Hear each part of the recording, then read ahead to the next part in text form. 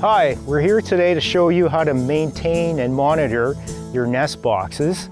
And now whether you've received your nest boxes from Ducks Unlimited or installed your own, or you've purchased a property that already has nest boxes on it from a previous landowner, maintenance is the key to the success of these boxes. If you don't change the shavings every year, we find that use is much lower. First of all, before you head out in the field, I just wanted to go over some of the materials you should have with you when you head out to check your nest boxes. First of all, if it's a Ducks Unlimited project, you've probably already got one of these great nest box guides. It's a laminated guide that shows you different photographs of the hatched nests and what other species you might find in your box. If you don't have one, feel free to contact our office.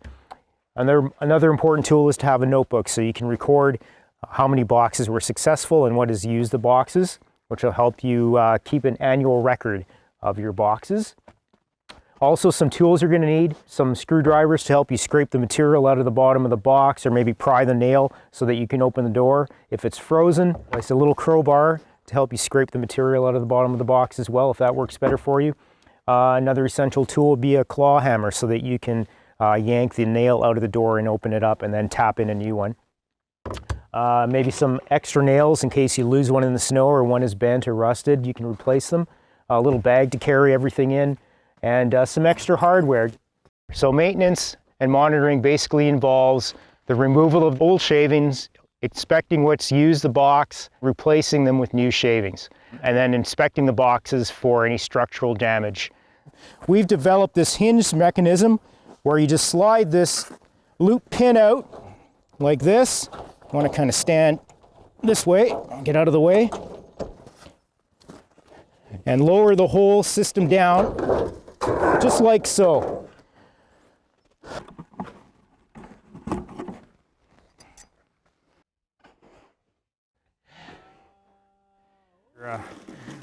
Oh, look at that.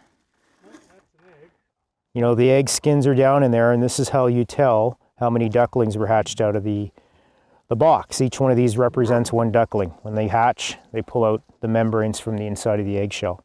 So we've opened up another box here, and this is what we found, and this is a result of just different nesting chronology between the various cavity nesting species that will use these nest boxes. And really interesting to see that it's not just waterfowl, but there's a wide variety of species that are outlined in this guide that'll use these boxes.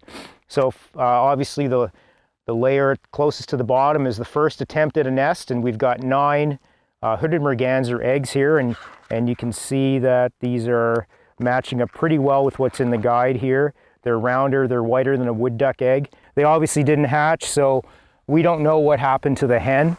And then on top, you've got the grassy nest of the common grackle, and you can see that that's pictured here in your nest box guide as well. So it looks like the grackle was successful. This might be hard to see, but just wanted to illustrate the difference in the eggshell thickness between wood duck and merganser. Here on the right is the wood duck. You can see the shell is a lot thinner, and if you squeeze it between your thumb and forefinger, it's going to break into a lot of little pieces. The merganser shell is a lot thicker. You can also see a difference in the color, although it's not a definite indication. When you're making your nest box records, a successful nest refers to any nest box that has at least one egg that's been hatched. So any nest box where you find at least one egg membrane in it, that would count as a successful nest. And then anything that's unhatched, if you had 5 unhatched eggs, you'd record that as well. And then of course any other species use in the box. So you want to replace the material with 6 to 8 inches of new pine shavings. We want to use shavings and not sawdust. Sawdust will actually get inhaled by the ducklings and they'll suffocate. So it's very important to use wood shavings. They also provide a much better bed of insulation, more airspace. This is a perfect time of year to do it. Sort of end of February to mid-March, when the weather's nice and warm, there's still enough ice to hold you. So we hope this video has been helpful with your nest box maintenance. And again, we encourage you to get out there and keep records of your nest boxes to find out which ones have been successful and which ones have been used over the years. And if you do have any questions, feel free to visit our website at www.ducks.ca.